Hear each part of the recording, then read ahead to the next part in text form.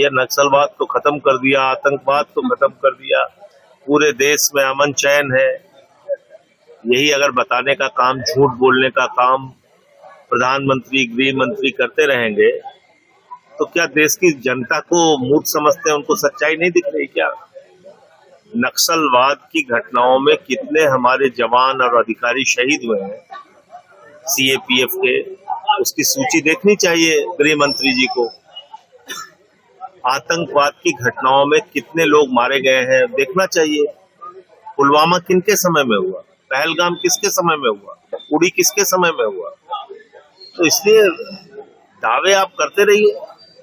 आतंकवाद और नक्सलवाद खाली भाषणों से नहीं खत्म होता है, उसके लिए आपको कार्रवाई करनी होती है। कहाँ गए पहलगाम में जो आतंकवादी थे जिन्होंने वहां हमारी बहनों के माथे के सिंदूर उजाड़े?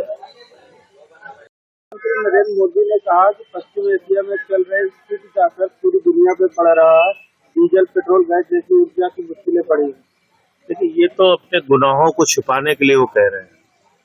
आप बताइए, रूस और चाइना दोनों के लिए हार्मोज का समुद्री मार्ग बंद हुआ? नहीं बंद हुआ, क्योंकि उन लोगों ने अपने रिश्ते ईरान से अच्छे रखे। उन्होंने तुरंत वहां के राष्ट्रपति से बातचीत की, उनका जहाज नहीं रुक रहा है। आपका जहाज क्यों रोका गया?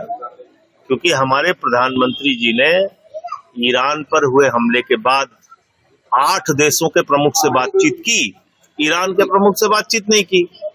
13 दिन के बाद जब पूरा देश गैस की लाइनों में खड़ा हो गया तब उन्होंने बात की। तो एक बात इस देश की जनता को ये समझना चाहिए कि ये प्रधानमंत्री के द्वारा देश को दिया गया संकट का तोहफा है। ये संकट वो लेके आए हैं। ईरान से तो हमारी दोस्ती थी, ईरान हमारा परंपरागत मित्र था। आपको क्या जरूरत थी 2 दिन पहले आप कूद के चले गए इजराइल वहां फर्जी मेडल पहनने के लिए? तो इसके कारण से ये जो झूठी बातें प्रधानमंत्री जी कहते हैं उनको इससे बचना चाहिए। देश की जनता को नहीं पता था, लेकिन प्रधानमंत्री को पता था कि हार्मोज के समुद्री मार्ग से 60% गैस और कच्चा तेल हिंदुस्तान की जरूरतों का आता है। तो आपने उस देश के साथ अपने रिश्ते जानबूझ के खराब किए ना। तो ये संकट प्रधानमंत्री के द्वारा लाया गया संकट।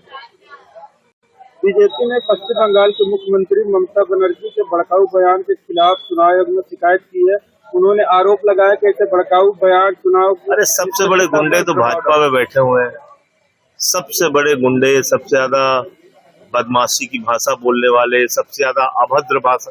देश का प्रधानमंत्री खुद मुजरा जैसे शब्दों का इस्तेमाल करता है। देश के प्रधानमंत्री कहते हैं हम कपड़ा देख के लोगों को पहचान लेते हैं। तो नफरत फैलाने का तो सबसे ज्यादा काम प्रधानमंत्री कर रहे हैं। ममता बनर्जी के पीछे आप पड़े रहो। आपने दीदी वो दीदी सुना नहीं था प्रधानमंत्री का भाषण? भूल गई देश की जनता।